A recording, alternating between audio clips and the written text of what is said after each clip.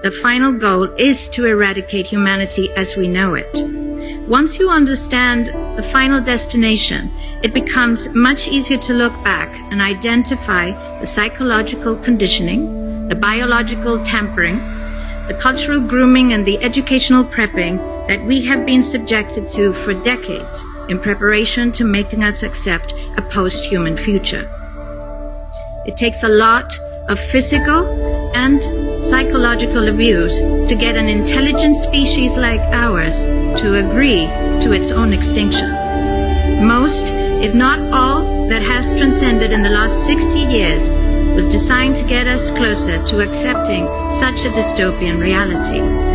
Whether you care to accept it or not, we live in a hyper-controlled matrix where our perception of reality is meticulously planned, managed, and executed in order to control and steer us in whichever direction they wish. And the direction is a post-human world. For this, they first needed to destabilize, dehumanize, and demoralize humanity through every means possible.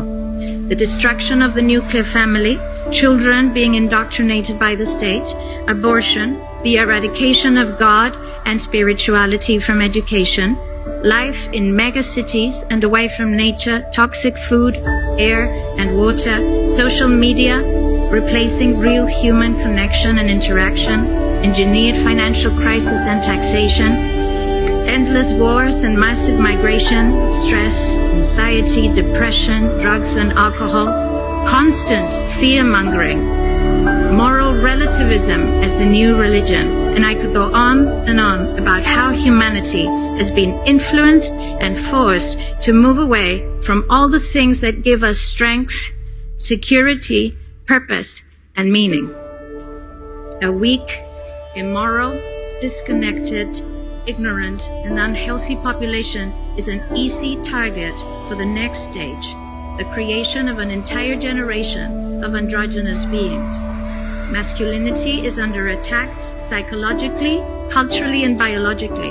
Women are being replaced in sports, entertainment, and politics by men pretending to be women. And children are being indoctrinated at school to think that gender is a choice.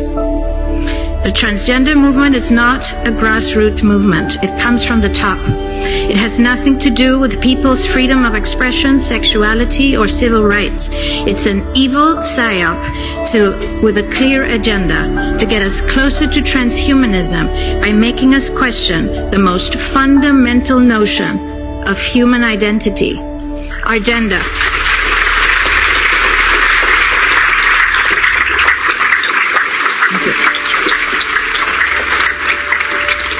If you don't know who you are, if you already identify as a hybrid between a man and a woman, you will be easily convinced to become a hybrid between human and machine.